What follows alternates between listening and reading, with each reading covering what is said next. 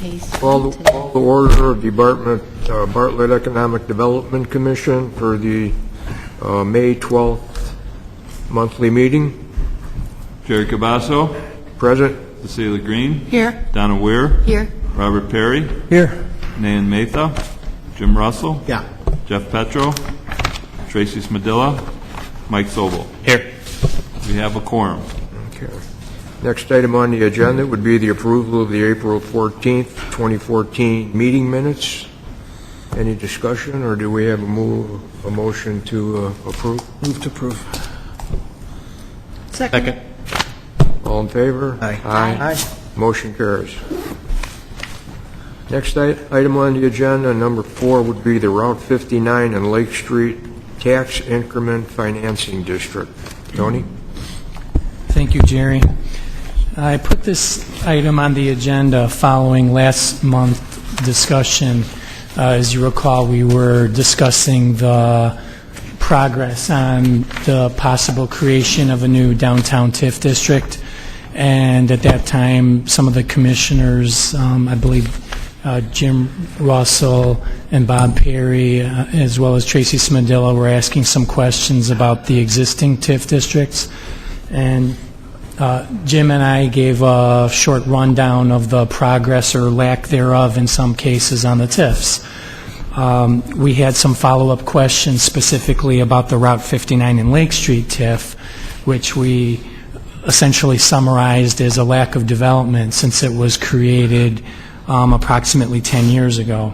So I wanted to put this item on the agenda. Also, a couple of the commissioners had inquired about it following last month's meeting, had contacted me. So I'd like to put this out there about some of the parameters of that TIF.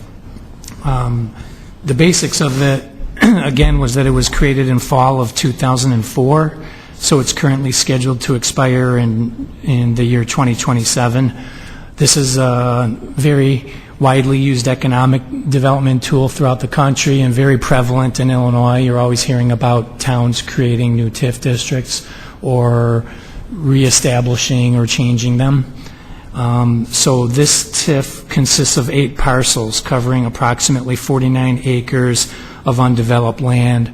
This is at the corner, the southwest corner of Route 59 and Lake Street. The redevelopment plan designated the area for commercial use, anticipated to support new retail, restaurant, and entertainment uses. Due to a number of factors, including the recession, you can't always say the recession is the only cause of development not happening in some cases, but it was a very large factor in this particular case. So there have been 3 teams of retail developers that have seriously pursued development of this area. As a matter of fact, the TIF district was established in conjunction with an interested developer who had plans of creating a very large-scale shopping center. And I mean large-scale, close to 500,000 square feet is what they were talking about back in those days, which would be about the same amount of square footage as the entire corner of 59 and Stearns. All 4 corners combined in one big center over there is what they had been thinking of back at that time. All the developers who've pursued those properties have had or allowed their contracts on the properties to lapse. All 3 of them did put the properties under contract and had met with village staff and drawn up plans and proceeded as if they were going to construct a shopping center. However, at this time, here we are in May of 2014, the land is still undeveloped and still available and looks much like it did back when the TIF was formed. Staff believes that it would be ideal to reconfigure and retool this development area to expand the TIF further west along Lake Street. And ideally, this would be done in partnership with a developer so they would be able to realize a greater amount of time to capture the incremental tax revenue necessary to pay for all the extraordinary site costs. And I'm not going to read the entire redevelopment study, TIF study and plan to you. I emailed this to the Economic Development Commission members on April 16th, and that was following last month's meeting. You should have all received emails with copies of the 3 TIF plans, active TIFs. But some of the highlights of it include the project area not subject to growth. I think we could all agree on that as a qualifying factor. Public improvements needed, including traffic signalization, streetscape, and one of the big ones, wetland mitigation. There's extensive wetlands throughout these properties as well. Accessing it is extremely difficult, if not impossible at this time. However, the planned improvements to that intersection through IDOT should help make that intersection more attractive in coming years, we hope. Anyhow, the TIF qualification factors were in here. Again, this is over a 50-page report that I'm summarizing in a few words, but evidence of chronic flooding. There was evidence of utilization as an illegal disposal site at the time. Dilapidation of the structures that are on the property, including the former Cruise America site, obsolescence, presence of structures below minimum code standards, and it goes through lack of sanitary facilities, inadequate utilities. Essentially, it met all of the TIF criteria, qualifying criteria. There was not an issue qualifying that as TIF. So, that being said, this is still the active plan for that area until the time when it is possibly modified or changed. And if the village board, back to my memo, if the village board does direct staff to enter into a contract to complete the TIF study for the downtown area, which is what we're currently working on, and one of the EDC recommendations from last October, the next several months will be spent ensuring that the new downtown TIF is created according to all the state statutes and applicable criteria. Following the successful adoption of the 3 new TIF ordinances, that's the approval that the village board would ultimately have to make to create a new TIF district. Then it may be an appropriate time to review the status of the TIF at Route 59 in Lake Street. So, even though there's not a developer pursuing it at this time, the way you phrase it in the economic development field is you would be preparing yourself for the next wave of development. It probably wouldn't be on that grand scale of 400 or 500,000 square feet, but it could be something a third of that size. It might include outlot buildings. All the plans that were submitted there had numerous outlots, and that could still be feasible. Anyhow, we would have to take a look at that again to see how the market has shifted in that period of time, and the type of development that would be most appropriate for that. So that's a lot of information about an old TIF, and Jim or I would be happy to answer any of your questions about that particular TIF. A couple quick questions. Yeah. I was going by there the other day and going southbound on 59.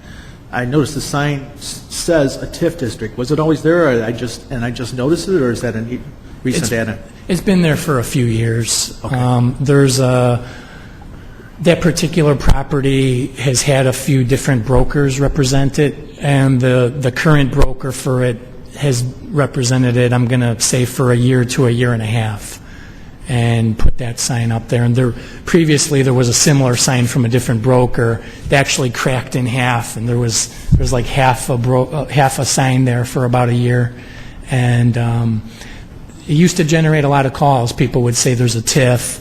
I would send them lots of information about the TIF, but it's such a huge project area, such a large amount of off-site and on-site costs involved.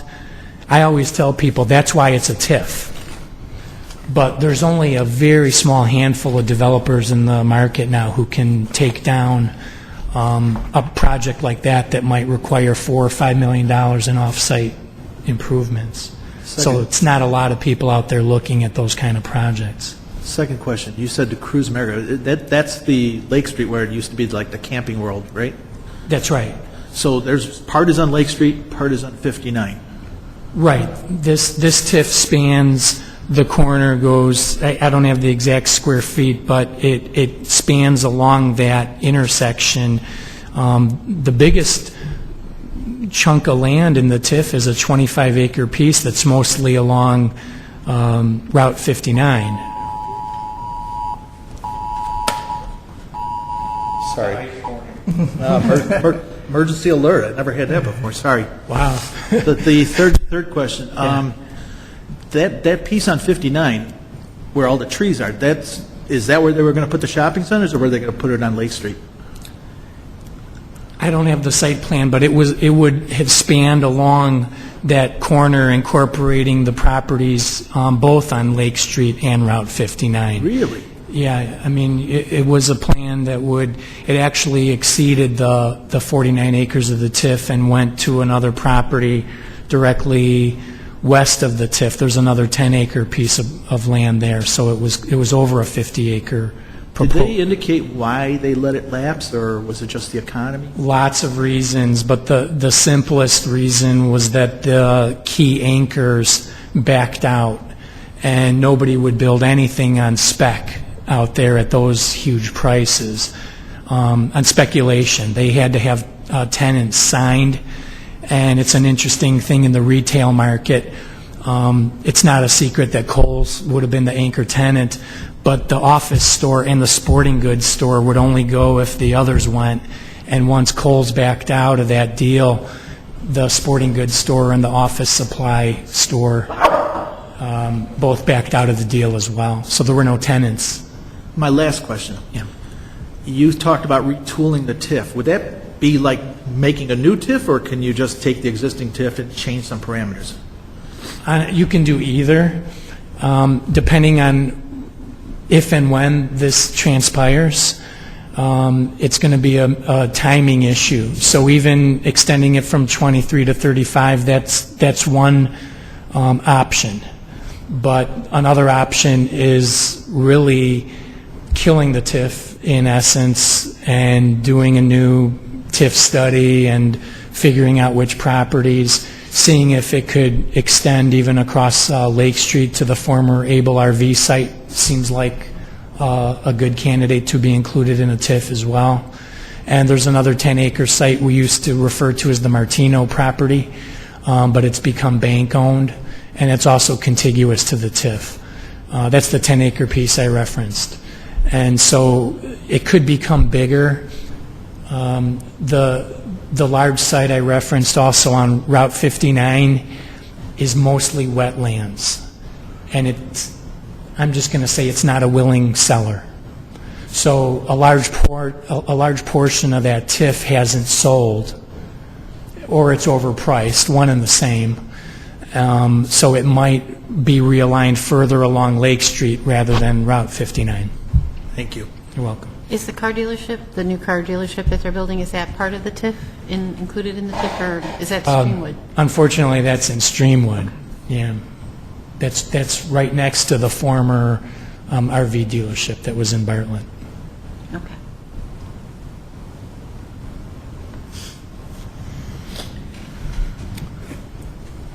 Okay, if there are no more questions, we'll move on to the next agenda item, which would be update on the former Dominic site. Thank you, Jerry. Since last meeting, staff has contacted one additional grocer, and that is called Schnuck Markets. That was per a resident's request. It's harder to continue contacting grocers and finding other ones that we haven't contacted. You can see on the bottom of the memo I have a list of 21, and a few of the things to report since our last meeting, since there hasn't been a great deal of progress on it, is that the owners of the shopping center are Cole Real Estate. It's a gigantic real estate investment trust. I've mentioned that at some previous meetings. they merged with an even larger one called American Realty Capital. So it's now the largest, what they call net lease real estate investment trust in the country. There might be larger REITs in terms of investment or properties owned, but this is now the largest one that owns commercial income properties. So that could even be construed as good news, even though it goes to factors well beyond the village's control or influence, obviously. But the merger has not completely taken. There's also a large hedge fund called Cerberus Capital that's currently also slated to close on the Safeway deal, on the entire grocer Safeway, the parent company of Dominick's. There, I spit it out. When that happens, this is through probably 4 or 5 conversations I've had that spanned hours, but summarized in a few minutes. When that happens, it'll create additional pressure for them to dispose of the empty Dominick's properties. There were 72 Dominick's. You all recall me saying 72 Dominick's. There's about 20 of them left right now. They're all paying their lease on the first of the month. And incidentally, the lease on our Dominick's goes through 2018.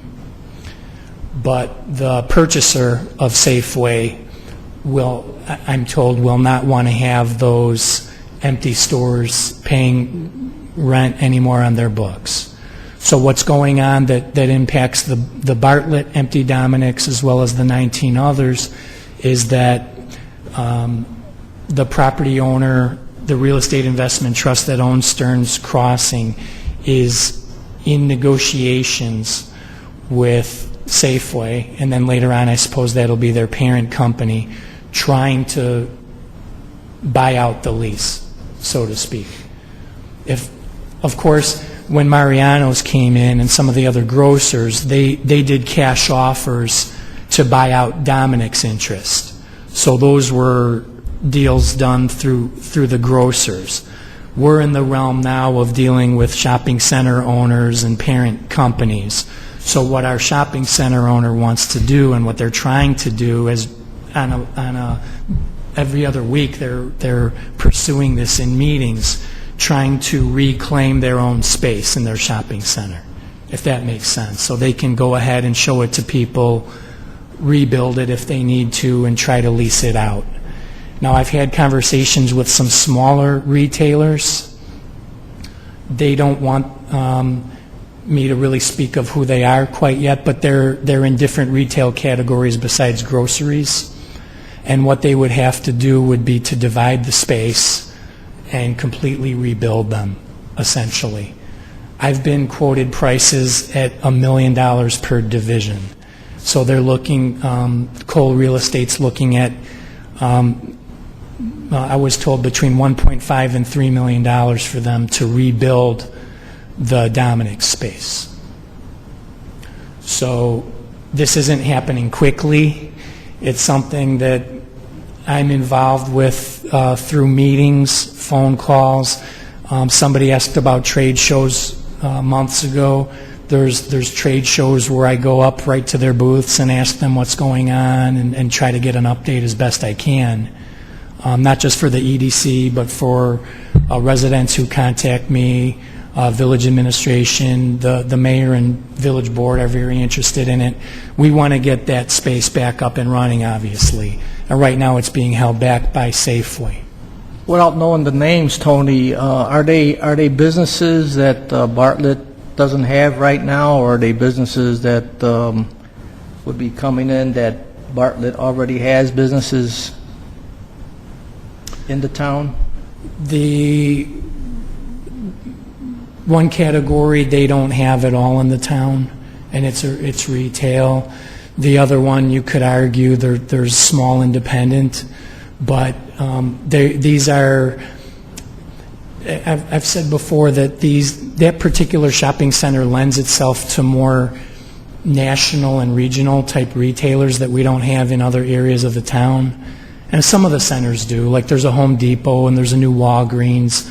But for the most part, the The national retailers mostly go to Stearns Crossing due to the ownership of the center is a national, and the broker for it is with C.B. Richard Ellis and has those contacts. So the long story short is they wouldn't be relocating from another location, and one of the particular ones, there's nothing similar in the village. So they're simply looking at this point. But they have to look really hard at their budget to see, for instance, if part of a 65,000 square foot space is going to be divided into a 15,000 square foot space, and it's going to cost them $1 million to build that out, what hasn't been determined yet now is who pays for that $1 million. The shopping center owner, does Safeway contribute? Is it all on the new retailer? Some of them ask what the village can do in terms of expediting that. That's essentially where we're at with that, trying to recapture the space. If I had to wager on it, I would say it'll be divided at some point. And that would be something the attorneys would probably like to figure that one out. Attorneys, Get brokers, paid a and hefty bankers. sum doing it. Right. Right. It's an expensive proposition to retool a 65,000 square foot grocery space into possibly three or four potential uses that all have different electric needs, different lighting needs, different plumbing needs. You know, I've wondered a couple things. One, just a curiosity, when you lose something big like that, that was a big anchor for any of those corners. You had a lot of stuff there, but that was big. When you have little tenants come and go, I suspect, with no facts to back it up, that there's not as much potential worry or ramifications. But here's a glaring empty store, and I would think whether it's customers or potential people looking at it or people that are existing businesses there, that would create some worry about the viability of that corner. To it, I almost wonder about Bartlett as a whole. I mean, I can't figure it out. I don't know that anybody has the answer, but is Bartlett just a victim of the economy or our location? Whether we're trying to retool downtown or Gorski sitting empty or Dominic's or the 59 TIF, the most we've ever had was 3 grocery stores. We're down to 1 now. We had a lot more gas stations. We got way few. It seems like we can get some mom and pop shops to downtown or to the strip malls, but where Streamwood or Hanover Park or Carroll Stream can pull in the big guys, we can't. I mean, we were lucky to get Home Depot, we were lucky to get Dominic's, we were lucky to get Jewel. We've now lost Dominic's, so we're down to 2 big boxes. We don't need a lot of big boxes, but we need more than that corner in the first place. I certainly think Bartlett citizens, as well as maybe the fallout from St. Charles or Wayne or whatever, deserve some other shopping options just besides Jewel. I mean, I'm sure I'm not the only one that shops over in Hanover Park or Roselle or at Myers or whatever, because we only have one option. Well, I think, like yourself, Jim, from some of the people that live in Bartlett, they ask questions regarding, well, what's wrong with Bartlett? How come we're losing Dominic's? And the thing you have to remember, it's not just Bartlett. No, right. There's 70 locations. People don't realize that. There's some locations that are 2 to 3 times better than Bartlett that closed. So I think if we can get this Bartlett thing out of our mind, it's not Bartlett. It's got nothing to do with Bartlett. It's got all to do with Dominic's. You should probably take that a step further. It's not just about Dominic's, it's about economics. And the reason why you went from 3 to 1 is because economically they didn't work. People didn't spend enough money there. That's why they're not there. Bottom line, almost all the businesses that have closed due to economic problems. So that's the real problem, is how do you get people here to spend money here And one of the issues when we went through the whole process of coming up with the recommendations was, you don't have big shopping districts here. You know, you really need that TIF on Route 59 and 20 to blow up and become something big, so it becomes a destination for people to go to. Just because you think and want them to be here doesn't mean they're economically going to survive. You know, It's important that they economically agree. survive. But to that end, there's two locations on 59 that surprised me. I've lived here a long time, 59 and 19. At one time, that was a gas station and a Nancy's Pizza. That was it. Look how much that shot up. They got 2 Targets in one town. Who would have thought? And then further north on 59 by 72, where Poplar, what was it, Poplar Creek or whatever it was at one time, and then they built all that up for Sears and all. I just thought it was just going to stay a Forest Preserve corner. There's no houses there, and yet they got a very viable shopping center. And I look at those locations. Now, I know it's not just us. I mean, just go down 59 to North Avenue. There used to be a big Kmart there, and that whole plaza on the northeast side was a lot busier than it is now. The one on the southwest side is still doing good. But it's like people build up from us on 59, down from us on 59, east and west of us on Lake Street. I know a little background about what you're talking about. The developer that developed that 59 and Irving Park Road actually wanted to build the exact same thing in Bartlett along 59. And the reason why that wasn't done is because the owner of the property, the way I understand it, wanted so much money for that property, it was not a viable project. And I think you have a case of the grass is greener on the other side going on right now. That center at 59 and 72 looks gorgeous. Mm-hmm. It looks awesome. They are losing money hand over fist. Really? Yep. It's what I hear as well. Yeah, you've got stores going in and out of there. Wow. Yeah. And then the people on the news keep saying, oh, the economy's doing great. No, it's not. Okay, let's move on to the next agenda item, would be the Spartan Consulting update. Thank you. This was one of the 24 recommendations that the EDC made to the village president and board of trustees regarding the brainstorming sessions we had from June through October of last year regarding the downtown area when the EDC made that list of short-term, medium-term, and long-term recommendations. This one, I believe, was brought up by Cecilia Green, who had worked with the Spartan Consulting Group in her work along with Arts and Bartlett. So I met with John Karnatz, who is an adjunct professor and the director of the Spartan Consulting Group, on April 30th. We spoke really for a couple hours. It was a very interesting meeting and discussion about Bartlett. And what he does is he heads up a group of students taking a speech and communications class that incorporates service learning. So it's not just books and taking tests, but it's actually a method that combines learning with community service and real-life assignments. So I found that very, very interesting. So as part of the course, students become partners in a working consulting firm mentored by Mr. Karnatz, and he's a retired president of a management consulting firm. So currently, they're working on behalf of the city of Elgin, and will be presenting their findings and recommendations to the City Council, the Elgin Community College Board, and the United Way Board sometime this month. Incidentally, their project with Elgin is to help increase volunteerism in the city of Elgin. So he is a Bartlett resident as well, and he's followed the downtown area as well as the rest of the village for many years.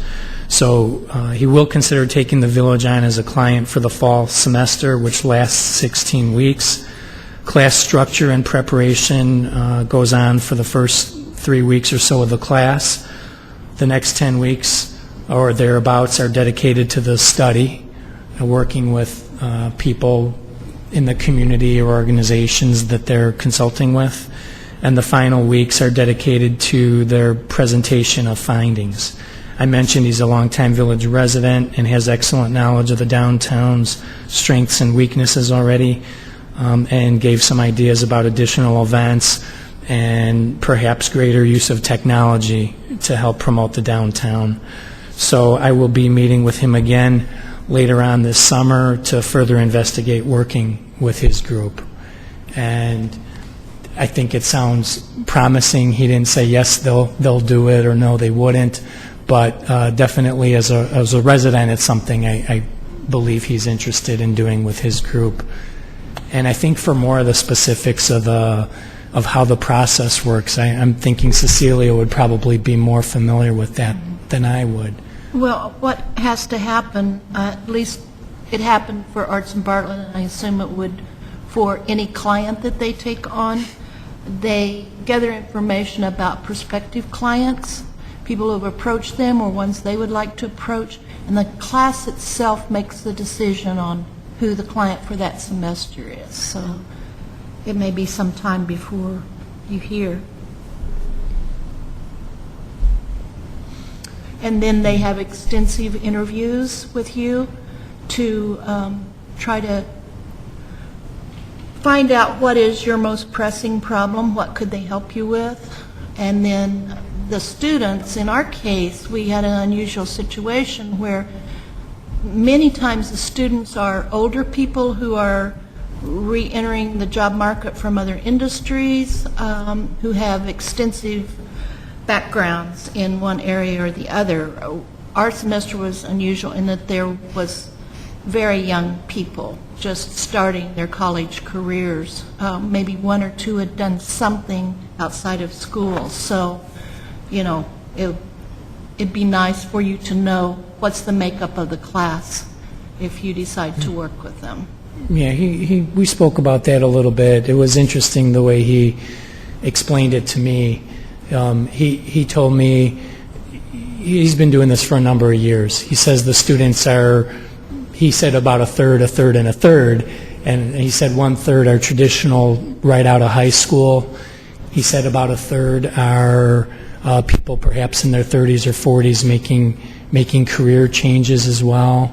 And he says he's got a third that he almost classified as really just other people who've been downsized and maybe trying to change their skill set. And he mentioned to me that one of the people he thinks is of one of his top students now is a woman who commanded over 500 people in the military and just retired out of the military. So he said he's got some very sharp students. And he didn't really tell me that they would be picking the project, so I find that interesting as well. But he suggested we meet again in June or July, you know, and it seemed like they had some good interest in doing it for the fall semester. Is him considering to do that as a class project, is that in lieu of paying for a consulting service, or does he still charge? That's a good question. I explained to him that we're also embarking on a downtown TIF study with the paid consultants, and you know, explained to him the way I showed him the TIF study and the way it would work, and it's more of a property-driven plan where you look building by building and say what could be done with Gorski's, what could be done with Papa Pacino's, what could be done with Town Center. So the TIF is more real estate related. Those are the paid consultants we're looking at hiring. His group would take a more holistic approach, is the way it sounded to me, and talk about you know, perhaps marketing strategies or helping to coordinate some events or something like that. So it's not, they don't charge for their services, but it's not instead of the consultants. It's in addition to them. You said he's doing Elgin right now and working with United Way too. Does he have, is this new to him, or does he have a history of this? And if he does, any idea of the results from that, like by them coming in, this has turned around this area or whatever? He really only mentioned a few, and getting into working with municipalities would be a newer endeavor. he said all their projects had been with various organizations in the city of Elgin, and the very first one outside of Elgin was Arts in Bartlett. So I think they did the Bartlett Park District, too. they're getting pretty active then with local governments around here. It sounds like a niche almost. Are there any similar programs with any other educational institutions in the area that are similar? Simply, I don't know. I haven't really heard of any. That's not to say there aren't any, but at this particular class level where it's college students, I think that would be more appropriate than dealing with perhaps high school students on something like this, or I'm just thinking I that don't really know. if this doesn't work out with them, maybe we should have some sort of alternate plan we can default to. That's, Maybe College of DuPage or Harper or something like that. I think Elgin Community College yeah. was 'Cause the it's one not- just it's not for suggested sure by that we'll take us on. Cecilia because of her experience, and we fall within their jurisdiction. I don't know of a similar program with Harper or College of DuPage, or even if they would work with us, since we're not really in their taxing district. Perhaps we could research into that a little bit to see if there's any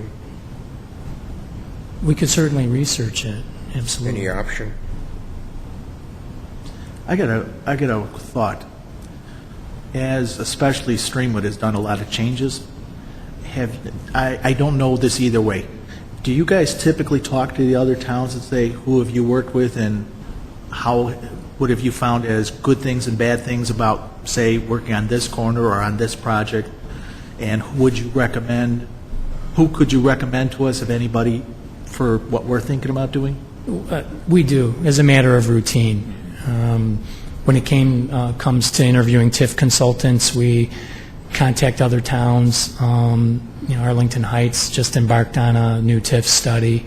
We contacted them about who to contact for our own TIF study. We regularly have contact with local communities. That's actually yet another potential study that's resulting out of that recommendation is with CMAP. And CMAP does a lot of those studies with different consultants in local communities. They've done one with Hanover Park just about a year or two ago for the intersection of Irving Park and Barrington Road. So it's a good question, too. Yeah, we routinely check with other communities of who they work with on different projects.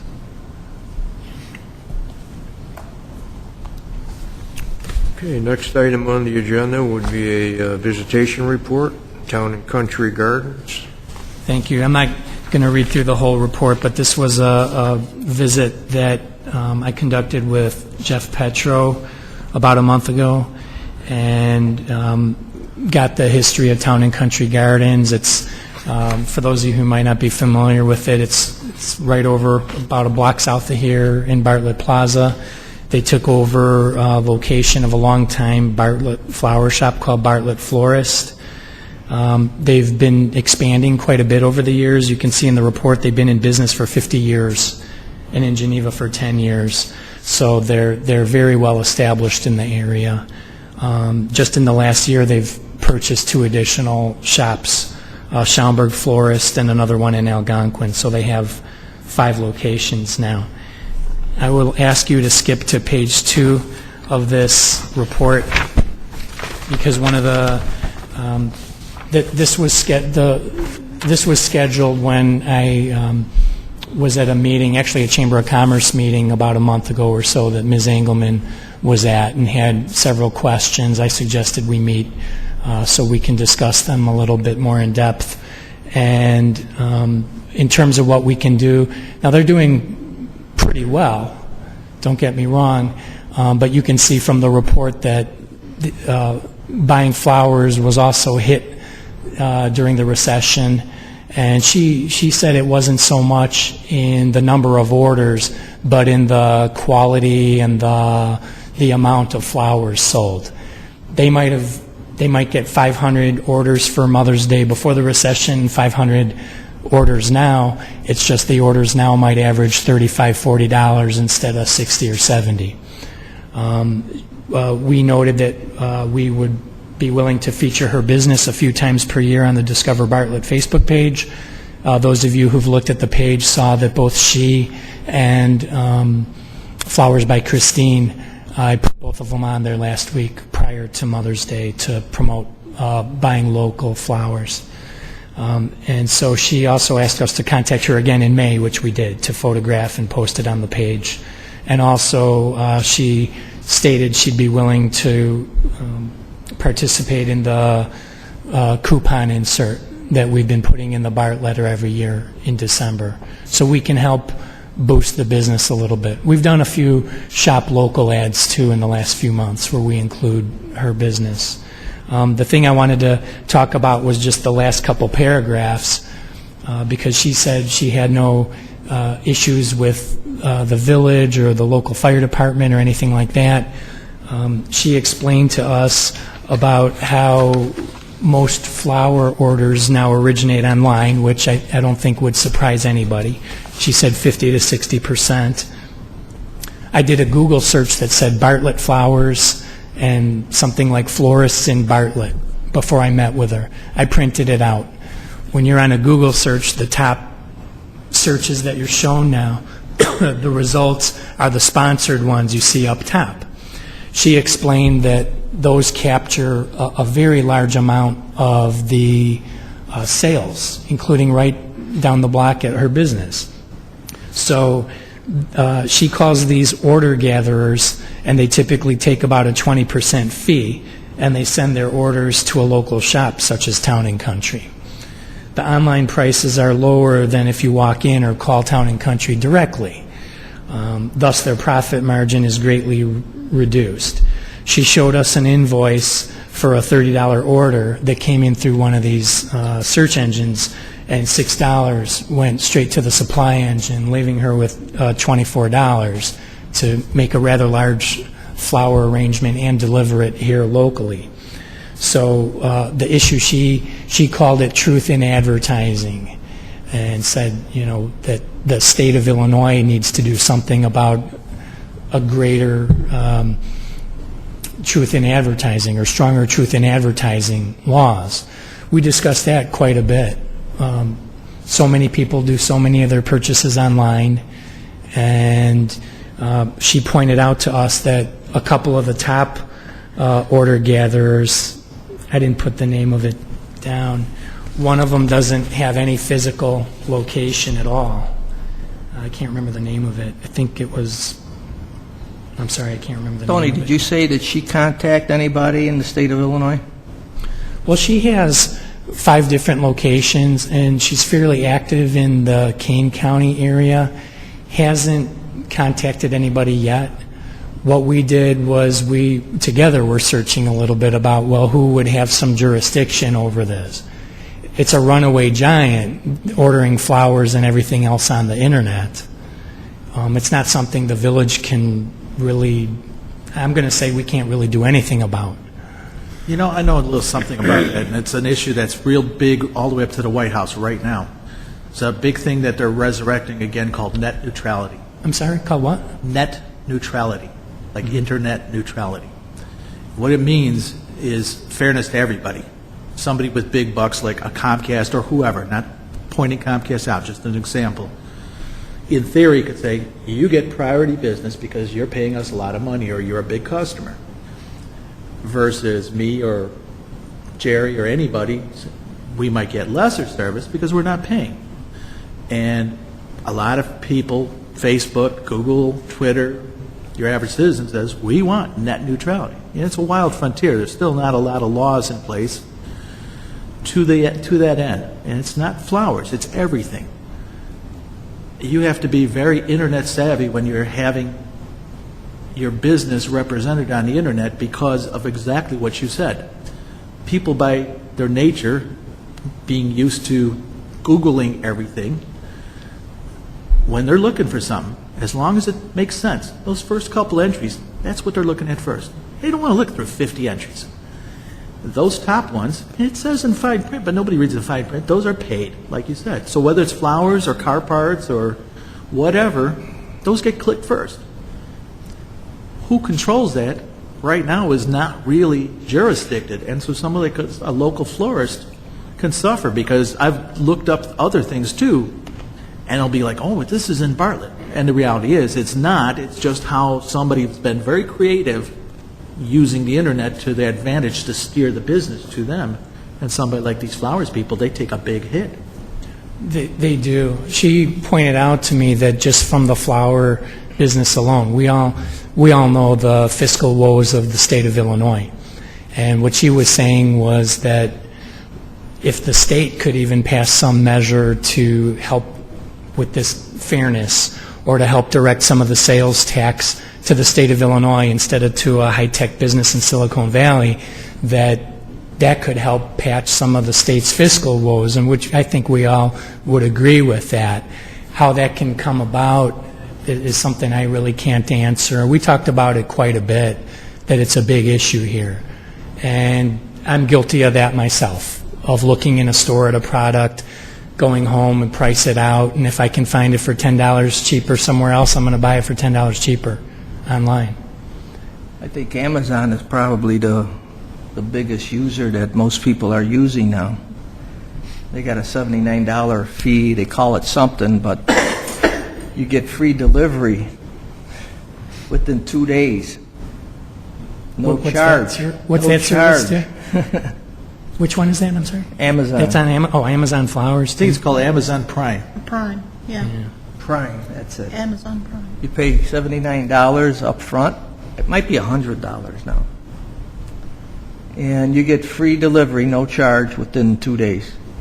It's like being a Costco member. Once you got the membership, you get, quote, these breaks. And then you become a captive customer, because then you're going to want to shop all the time through them to make the most of that you made this paid membership. It's interesting the way it works, absolutely. And she's right. It's But to go very after hard them for guys, the small I think retailer. they're bigger than the village of Bartlett. I think it's bigger than the village of Bartlett, and I think what we need to do as an EDC and as staff is to keep pushing the shop local angle. We can't really tell everybody in Bartlett to buy flowers at one of our 2 independent flower shops instead of ordering them on 1-800-Flowers or on Amazon.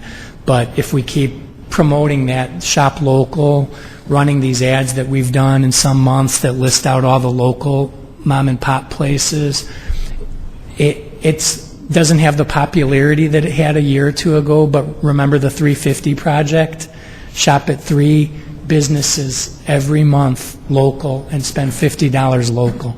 It doesn't seem like much, but if you do that, it's going to help out these small businesses like Town and Country Gardens and like Flowers by Christine. Honestly, when you order the flowers online, it usually comes from them anyway. It's just that the profit margins mostly go into the search engine where you enter your order. You know, next month, I think you should have Jeff Bezos, president of Amazon, come here. Tell him we have a few words with him. I would like that. And we had another business visit that just kept falling through. So I'm going to try to schedule a few more for this month and next month as well. So you remember that, Robert? You were going to join me on one about a week or 2 ago, just to the UPS store. Oh, yeah, yes, right. Right, so that one did not happen. Well, that's all on that business visit. Okay, next item on the agenda would be a review of the Bartlett dining guide draft. Thank you. This is last but not least. What I have in front of you is a draft. I was going to say an early draft, but actually a second or third draft of the dining guide and close to the final one. And this really usually gets updated in April or May of every year. And I say this every year at the EDC. It's hard to sometimes update it because it's a moving target. Sometimes you just got to put a date on it and print it. So where we're at now, if you see the first page, I just caught today I have to switch where Papa Severio's and O'Hare's Pub is, just alphabetically. But O'Hare's Pub, you all know last year was Sheep and Fiddle. on this dining guide. Tokyo Steakhouse 2 is a brand-new entry. I have the Still Bar and Grill, which I was hoping to tell you tonight is open, and let's all go there after the meeting, but they're not quite open. But that is just a couple of steps south of here at 322 South Main. You can see I have spaces still for their phone number and website. And then on the next page, the changes are, there's an additional Dunkin' Donuts now that wasn't there last year. That was Burger King at 225 East Lake Street. There's a new restaurant since last year, Emily's Mexican Grill, across the street from Jewel. A year ago, that was Sandwichville. Golden Bowl is in Bartlett Plaza. That was called Asian Wok. There's another one coming soon, right across the street, called Marco's Pizza. That's the one I'm not sure if they're going to be in this or not, because I really want to print this month, and they're probably a couple months from opening. And then, last but not least, Papa Pacino's was taken out of this one. So this is our draft. Some of the restaurants, I took out the description. I mean, people know what McDonald's and and Dunkin' Donuts are, just in the sake of creating some space, because there's a couple more restaurants in there now coming into spaces that didn't used to be restaurants. So trying to squeeze in about 40 eateries on one piece of paper, double-sided as a trifold. And if you recall, when we print these, we print a lot of them, and we blanket the town with them. We put them in the rec center, the library, the train station, Village Hall, any business that'll let me put it in the business. And so you'll see a lot of these, hopefully throughout the village by a month from now. Something caught me off guard. Why is the Dunkin' Donuts and Baskin Robbins lumped together? That's a common franchise where the franchisees put two or more of them in the same space. So at each of those two places, there's a Dunkin' Donuts and a Baskin Robbins together? Yeah. Is that what it is? Yeah. Okay. In this market, they'll all tell you, it's the same owner who owns both of those, and met with them several times before they did the new one. They sell almost no ice cream from December 1st through March in this climate. So if they just relied on Baskin Robbins, they wouldn't sell any. And 90% of their coffee is sold between 6 and 8 a.m. So they don't want to just be there, and it's a logical combination. Tony, is the Thai restaurant next to Nicodino's in here? I'm sorry? Is the Thai restaurant next to Nicodino's in here? Yeah, I meant to have it in there.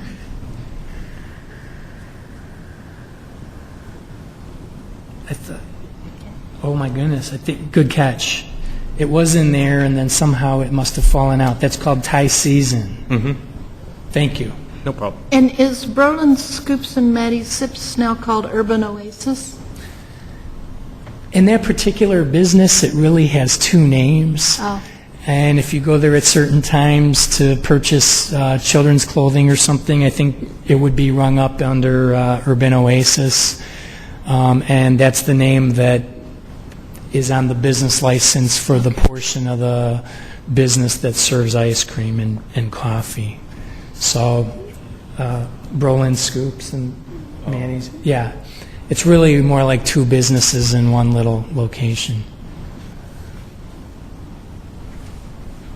And we'll be here again next year and update it with 3 or 4 different names. Yes, a question. I think it was at one of the board meetings, there was somebody present at the village board meeting requesting approval on Dunkin' Donuts and Baskin Robbins. That's correct. Where is that? That'll be another one to add on here. That'll be at the County Farm in Stearns Road. Oh, okay. Inside the gas station that's there will be expanded to accommodate a drive-through. I don't know, that one might be just a Dunkin' Donuts and a Subway. I don't know if they're going to have the Baskin Robbins ice cream with that. Oh, okay. But that's under construction, or should be soon. County Farm and Stearns. It's in the gas station at the station. corner. They're adding an addition. By the Shell? Or by the BP? It's a BP. In that building. Yeah, Really? same building. Same Is that building. Bartlett then, or? That is Bartlett. Yeah. Yeah. Right in front of that, wasn't there supposedly some talk of a grocery store where the grass is? Behind it. Yeah. Yeah, they had times. pursued that site many years ago, times. 7 or 8 years ago. We actually had a site plan ready for approval, and they backed out of it. That's the one grocer still floating around looking at the empty Dominick's. But like we talked about before, they're much, much smaller, maybe a quarter of the size. I'm biased. I wish that Aldi's would talk to Gorski and say, listen, we want your store. That Right in would the be a heart of really good town. site for them as well. They don't want it. It's too big for them. They're only about 20,000 square feet, and that's 36,000. I'm just so prejudiced to that plaza. I just wish that plaza could come back.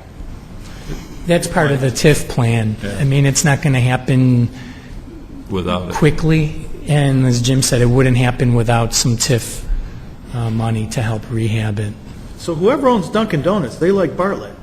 They like Bartlett a lot, and if you speak with, they like every town. If you speak with Dunkin' Donuts, Or their you could put it the other their way. business Bartlett model likes is to Dunkin' have Donuts. one. That's why there's so many of them here. Yeah, their Bartlett corporate people like their person told Well, they me don't even make them there anymore. Just deliver them. they'd like to have one Dunkin' Donuts per 10,000 people is their corporate model. So we have 40,000 people. They would like to have 4. That's kind of like what Walgreens been doing in the past few years. There's every other corner you got a Walgreens. Walgreens is one of the best, tenants and strongest businesses in the whole country. So we're very glad that building is nearing completion. I've seen it's doing really good there. Have they figured out anything what to do with the spot that they used to be in? There's no interested tenants yet, but they're going to have their broker on it. They've retained Mid-America Development, which is probably the second or third biggest broker in the Chicago market. So they've already put some literature out there with that as an available space. But you'll see that next time, a few months from now, when the available space inventory is updated and presented to you again, you're going to see that space added to it. And they'll be paying rent every month, Walgreens, in the empty space. Well, I can't speak as to their terms of their lease. I don't even know. It could be over. Once Usually they you- move out of there, they've got a deal where they're done. And then the shopping center owner takes it over. Oh, that's Yeah. unusual. Yeah, they've got it until, there's a time frame where they're allowed to move out of there, and then they switch over to the new space. And then their lease is with the new space. So like a transfer.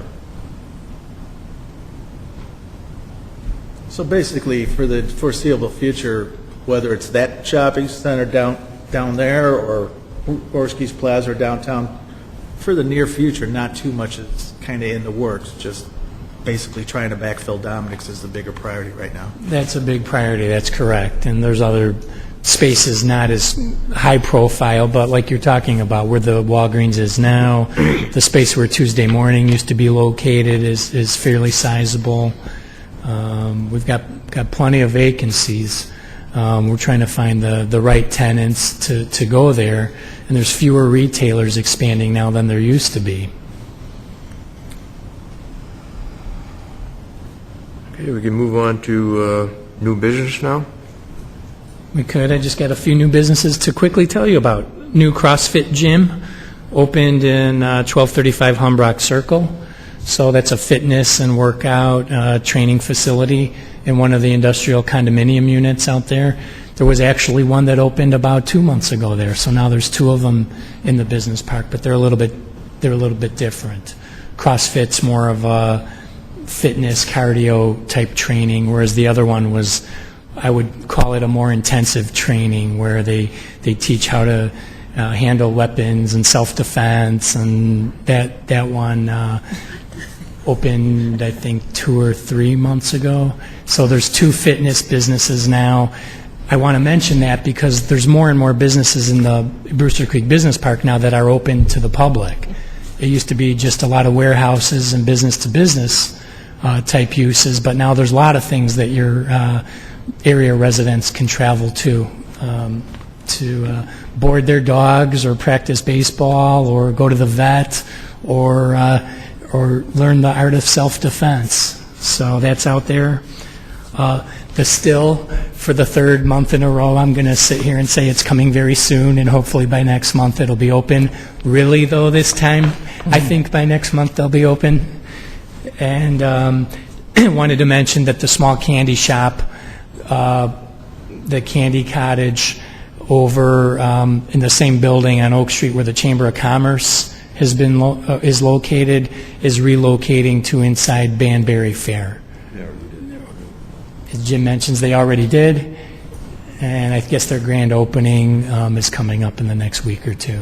So those are a few businesses moving. There's an auto repair shop also working on moving into the former Bartlett automotive space that's next to the Home Depot. So that, hopefully that plan will become more concrete in the coming weeks as well. Is that a national chain or? National chain, yeah. What year is the, I don't know.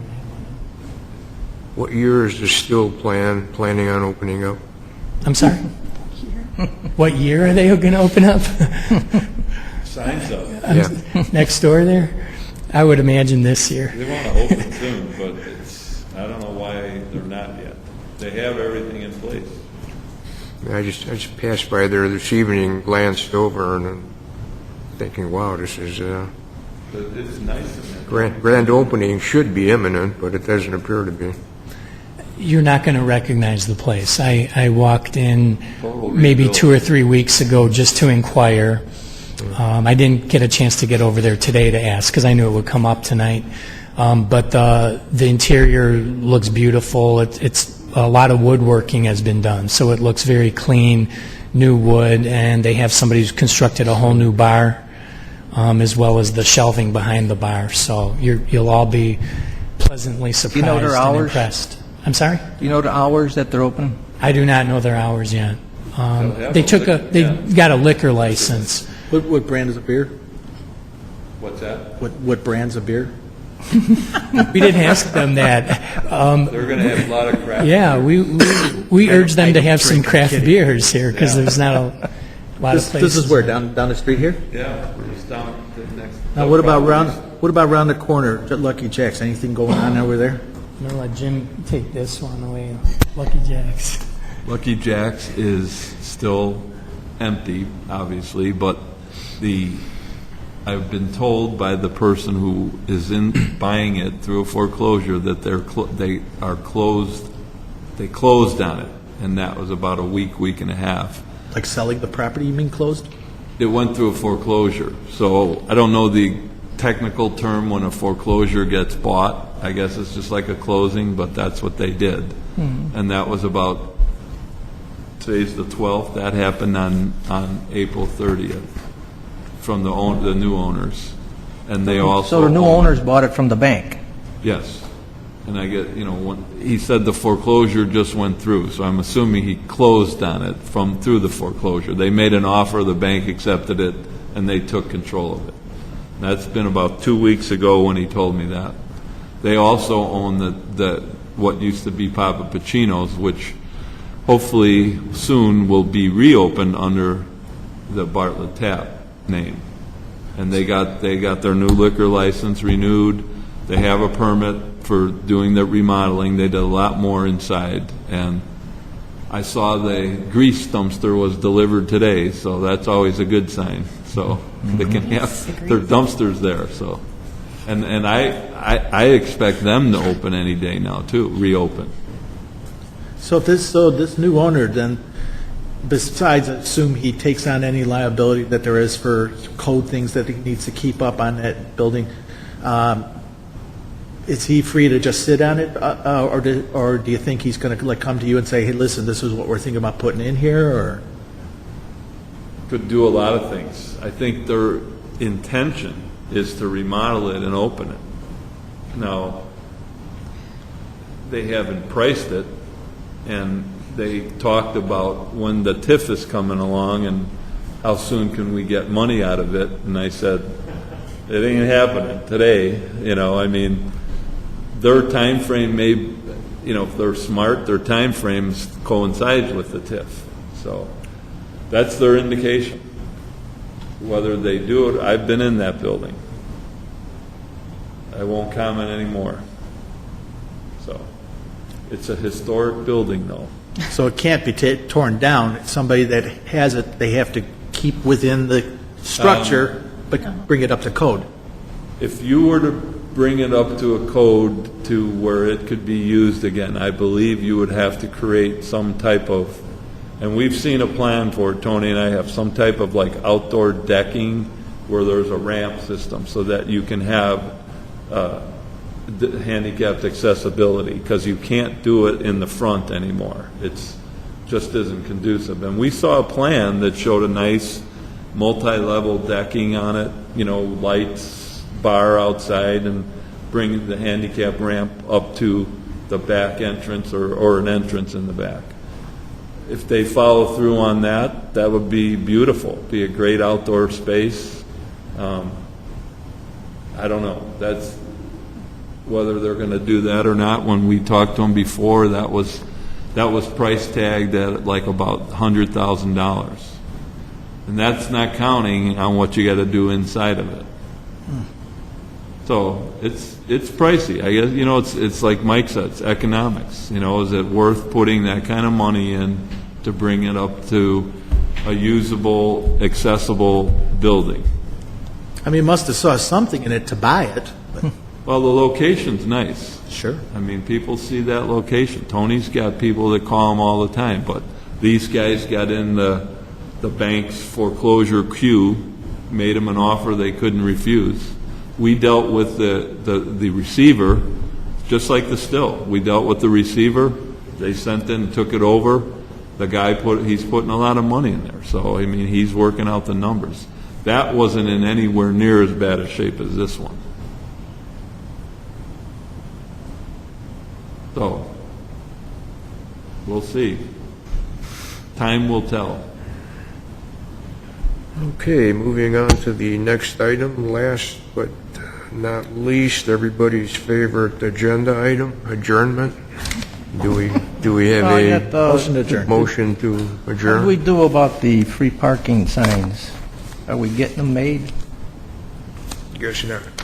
The free parking signs, the ones you see up there are the ones that they put up. The Public Works Director is retired, so we're waiting for the new Public Works Director. Because nobody is feeling the command to put up any more signs. We gotta wait for the language new. won't change, but we're probably going to get some more.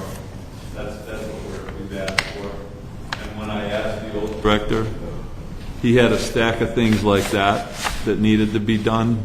Signs were way down the list.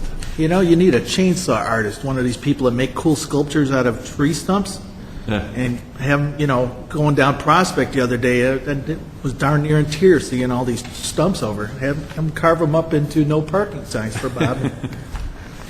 Those I had stumps- a question from a resident regarding that, I don't know if it's a cloth sign on the corner of 59 and West Bartlett Road, that click it and ticket. Right. That's How our long? police How long, put how that long up. is how long is that going to stay there? I don't know what that campaign runs. It's a police campaign. The whole month of May.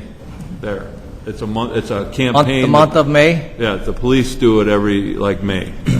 So that's your answer. Okay. And they want you to buckle up and not use your cell phones.